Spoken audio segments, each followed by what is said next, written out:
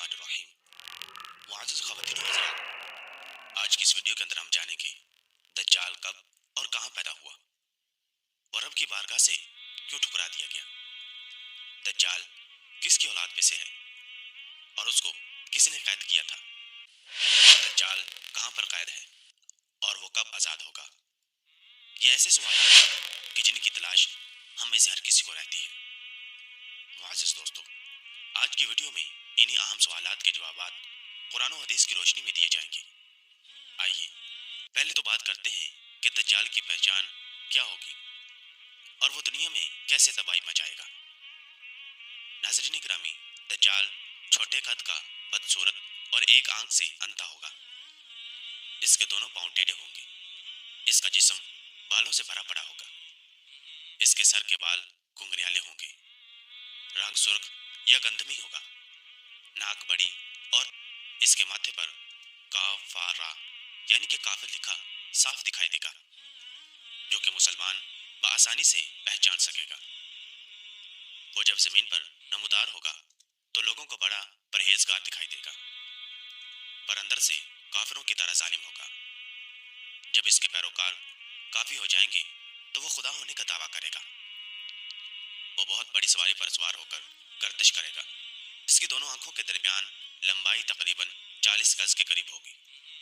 وہ جھوٹا فریبی قسم کا انسان ہوگا۔ اس کے پاس بے تحاشا دولت اور خزانے ہوں گے۔ وہ بے شمار نہروں پر قابض ہوگا۔ اس کی اجازت کے بغیر کوئی بھی شخص اس کے دولت، خزانوں یا نہروں سے پانی نہیں پی سکے گا۔ وہ اپنے آپ کو خدا کہے گا۔ جو قومیں اس کے پیروکار ہوں گی، اس قوموں پر بارش برسائے گا تاکہ وہاں اناج اگ سکے اور وہ قومیں خوشحال ہو سکیں۔ جو قوم اس کو ٹھکرائے گی، اس کو قتل کروانے کی کوشش کرے گا۔ وہ لوگوں کو کہے گا کہ اگر میں آپ کے باپ دادا کو زندہ کر دوں تو آپ مجھے خدا مان لو گے۔ لوگ اس کی بات پر کہیں گے ہاں، تو دجال کے شیطان ساتھی ان کے آباء و اجداد کی شکلیں لے کر پیش ہو جائیں گے۔ اس طرح کافی لوگ اپنے ایمان سے ہاتھ دھو بیٹھیں گے۔ اس طرح کی تسلیاں دے کر وہ لوگوں کو اپنا پیروکار بنانے کی کوشش کرتا رہے گا۔ دجال کی رفتار بجلی سے بھی زیادہ تیز ہوگی۔ وہ دنیا کے کونے کونے میں گردش کرے گا۔ تمام دنیا کے کافر اور اسرائیلی اس کی حمایت کریں گے۔ وہ مسلمانوں کو گمراہ کرنے کی ہر جگہ کوشش کرے گا، پر وہ ہر جگہ ذلیل و خوار ہی ہوگا۔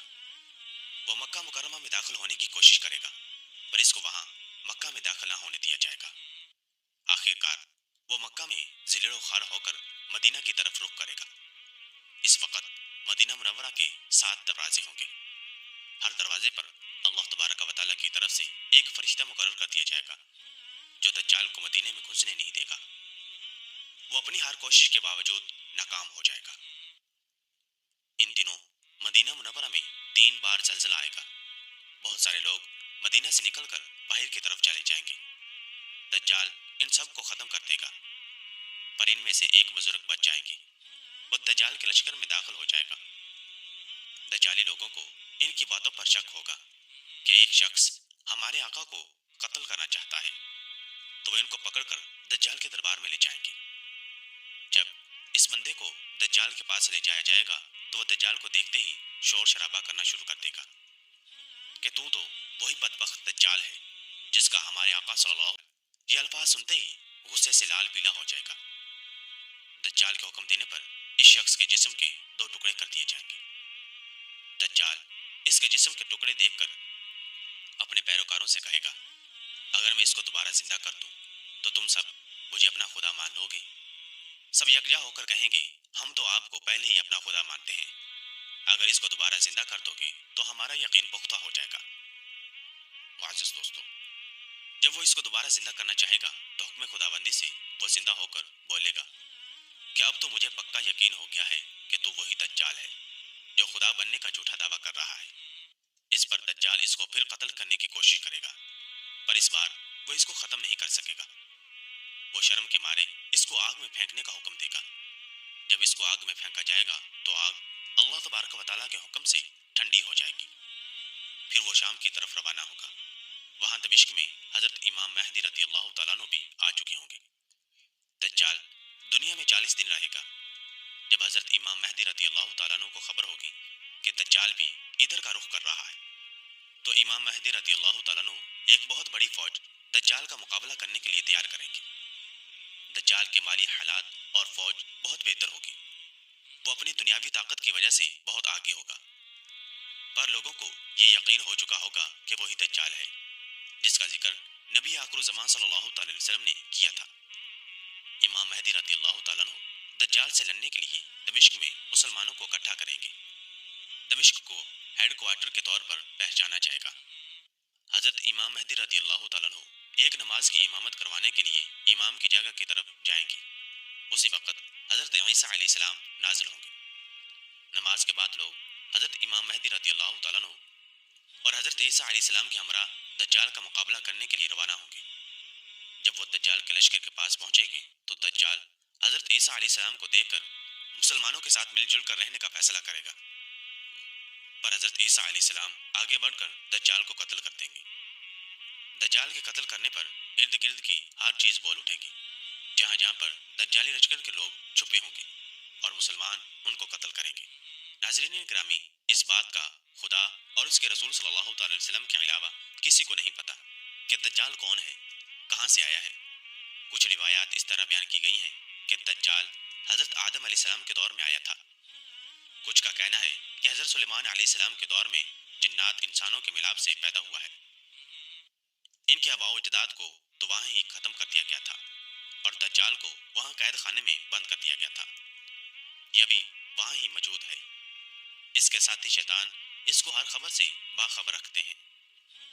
ناظرین گرامی، مسلم شریف کی حدیث پاک میں ہے کہ ایک دن نماز کے بعد نبی کریم صلی اللہ تعالی وسلم نے سب کو روک لیا اور آپ صلی اللہ تعالی وسلم منبر پر تشریف فرما ہوئے اور فرمایا، میں نے تمہیں اس بات کے لیے جمع کیا ہے کہ تمیم داری پہلے نصرانی تھے، وہ آئے اور مسلمان ہو گئے اور مجھ سے ایک قصہ بیان کیا ہے، میں اس سے خوش ہوا، میں چاہتا ہوں کہ تم سے بھی وہ بیان کروں جس سے تم کو میرے اس بیان کی تصدیق ہو جائے گی جو میں نے کبھی دجال کے متعلق تمہارے سامنے ذکر کیا تھا۔ حضور اکرم صلی اللہ تعالی وسلم نے ارشاد فرمایا، وہ کہتا ہے کہ ایک بڑی کشتی میں سوار ہوا جس پر سمندروں میں سفر کیا جاتا ہے، ان کے ساتھ قبیلہ لحم اور جزام کے 30 آدمی اور تھے۔ سمندر کا طوفان ایک ماہ تک ان کا تماشا کرتا رہا، آخر مغربی جانب ان کو ایک جزیرہ نظر آیا جس کو دیکھ کر وہ بہت مسرور ہوئے اور چھوٹی کشتیوں میں بیٹھ کر اس جزیرہ پر اتر گئے۔ وہ کہتے ہیں کہ ہم نے وہاں ایک گرجا دیکھا جس میں سے ایک آدمی کی آواز آ رہی تھی۔ ہم لبک کر گرجے میں پہنچے تو ہم نے ایک بڑا کبھی ہیکل شخص دیکھا کہ اس سے قبل ہم نے ویسا کوئی شخص نہیں دیکھا تھا۔ اس کے ہاتھ گردن سے ملا کر اور اس کے پیر گھٹنوں سے لے کر ٹخنوں تک لوہے کی زنجیروں سے نہایت مضبوطی سے جکڑے ہوئے تھے۔ ہم نے کہا، تیرا ناز ہو، تو کون ہے؟ وہ بولا، پہلے تم بتاؤ تم لوگ کون ہو؟ ہم نے کہا، ہم عرب کے باشندے ہیں۔ اس نے کہا، مجھے یہ بتاؤ کہ بیسان شام ایک بستی کا نام ہے، اس کی کھجوروں میں پھل آتا ہے یا نہیں؟ ہم نے کہا، ہاں آتا ہے۔ اس نے کہا، وہ وقت قریب ہے جب اس میں پھل نہ آئے گا۔ پھر اس نے پوچھا، اچھا بحیرہ تبریہ کے متعلق بتاؤ، اس میں پانی ہے یا نہیں؟ ہم نے کہا، بہت ہے۔ اس نے کہا، وہ زمانہ قریب ہے جب کہ اس میں پانی نہ رہے گا۔ پھر اس نے پوچھا، زغر شام ایک بستی کا نام ہے، اس کے چشمے کے متعلق بتاؤ کہ اس میں پانی ہے یا نہیں، اور اس بستی والے اپنے کھیتوں کو اس کا پانی دیتے ہیں یا نہیں؟ ہم نے کہا، اس میں بھی بہت پانی ہے اور بستی والے اسی سے اپنے کھیتوں کو سراب کرتے ہیں۔ پھر اس نے کہا، اچھا نبی الامیین کا یعنی کہ نبی و آخر الزمان حضور اکرم صلی اللہ تعالی وسلم کا کچھ حال سناؤ۔ ہم نے کہا، وہ مکہ سے ہجرت کر کے مدینہ تشریف لے آئے ہیں۔ اس نے پوچھا، کیا عرب کے لوگوں نے ان کے ساتھ جنگ کی ہے؟ ہم نے کہا، ہاں۔ اس نے پوچھا، اچھا پھر کیا نتیجہ رہا؟ ہم نے بتایا کہ وہ اپنے گرد و نواح پر تو غالب آ چکے ہیں اور لوگ ان کی اطاعت قبول کر چکے ہیں۔ اس نے کہا، سن لو، ان کے حق میں یہی بہتر تھا کہ ان کی اطاعت کر لیں۔ نبی آخر زمان کے مبعوث ہونے کی خبر سن کر اس نے مارے خوشی کے چھلانگ لگائی اور کہا، اب میں تم کو اپنے متعلق بتاتا ہوں، میں مسیح دجال ہوں اور وہ وقت قریب ہے جب مجھ کو یہاں سے باہر نکلنے کی اجازت مل جائے گی۔ اس روایت کی راوی فاطمہ بنت قیس رضی اللہ تعالیٰ عنہ فرماتی ہیں، اس کے بعد نبی کریم صلی اللہ تعالی وسلم نے ہاتھ کے اشارے سے بتایا کہ دیکھو وہ بحر شام مشرق کی جانب ہے۔ اسی طرح حضرت عبداللہ بن مسعود رضی اللہ تعالیٰ عنہ فرماتے ہیں کہ نبی کریم صلی اللہ تعالی وسلم نے ایک دن دجال کا ذکر کیا تو میں نے پوچھا وہ کب نکلے گا؟ حضور اکرم صلی اللہ تعالی وسلم نے ارشاد فرمایا جب یہ عمارتیں مضبوط اور مستحکم بنائی جانے لگیں گی اور عورتیں غیر شوہروں کے لیے زینت کرنے لگیں گی۔ میں نے کہا جب ایسا ہو جائے تو پھر کب نکلے گا؟ تو حضور اکرم صلی اللہ تعالی وسلم نے ارشاد فرمایا جب تجارت کرنے والے جھوٹ بولنے لگیں اور لوگ زنا وغیرہ گناہ کرنے لگیں۔ میں نے پوچھا جب ایسا ہوگا تو کب نکلے گا؟ تو حضور اکرم صلی اللہ تعالی وسلم نے ارشاد فرمایا جب میری امت بیس کی بجائے شراب کو حلال سمجھنے لگے گی اور سود کو خرید و فروخت کے بدلے اور زنا کو نکاح کے بدلے حلال سمجھنے لگے گی، اس وقت دجال کا خروج ہوگا۔ معزز خواتین و حضرات، امام زرقانی رحمۃ اللہ تعالی علیہ لکھتے ہیں کہ دجال ایک ایسا فتنہ ہے کہ جسے اللہ تبارک و تعالی نے تب ہی پیدا فرما دیا تھا کہ جب حضرت آدم علیہ السلام جنت سے نکالے گئے تھے، یہ بھی بنا ماں باپ کے پیدا کیا گیا ہے۔ ناظرین گرامی، نبی کریم صلی اللہ تعالی وسلم نے ارشاد فرمایا کہ جو کوئی شخص سورہ کہف کی ابتدائی 10 آیات حفظ کر کے اس کا ورد کرتا رہا تو وہ دجال کے فتنے سے محفوظ رہے گا۔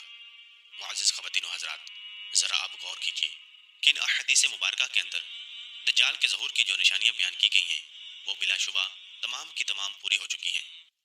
آج لوگ زنا کو جائز سمجھتے ہیں، سود کو بھی جائز سمجھتے ہیں، وہ اس کو کاروبار کے طور پر لیتے ہیں، اور عورتیں غیر شوہروں کے لیے تیار ہوتی ہیں اور بن سنور کر غیر مردوں کو اپنی زیب و زینت دکھاتی ہیں۔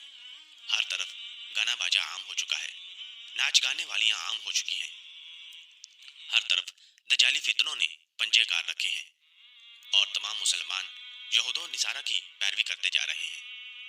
حضور اکرم صلی اللہ تعالی وسلم نے ارشاد فرمایا کہ ان قریب ایک ایسا وقت آئے گا کہ جب مسلمان یہود و نصارہ کی پیروی کریں گے، حتیٰ کہ اگر یہود و نصارہ میں سے کوئی شخص اپنی ماں کے ساتھ زنا کرے گا تو مسلمان بھی اپنی ماؤں کے ساتھ زنا کریں گے۔ یہود و نصارہ اگر ایک بالشت چلیں گے تو یہ بھی ایک بالشت چلیں گے، اگر وہ ایک بالشت دوڑیں گے تو یہ بھی ایک بالشت دوڑیں گے۔ معزز دوستو، ذرا اپنے آپ پر آپ خود غور کریں کہ ماضی میں مسلمانوں کی کیا حالت تھی اور اب مسلمانوں کی کیا حالت ہے۔ اللہ تبارک و تعالی ہم سب کو یہود و نصارہ کی پیروی سے محفوظ رکھے اور اپنے محبوب صلی اللہ تعالی وسلم کی پیروی کرنے کی توفیق عطا فرمائے، اور ہمیں اپنی زندگیوں کو قرآن و سنت کے مطابق گزارنے کی توفیق عطا فرمائے۔ آمین بجاہ نبی الامین صلی اللہ تعالی علیہ وسلم۔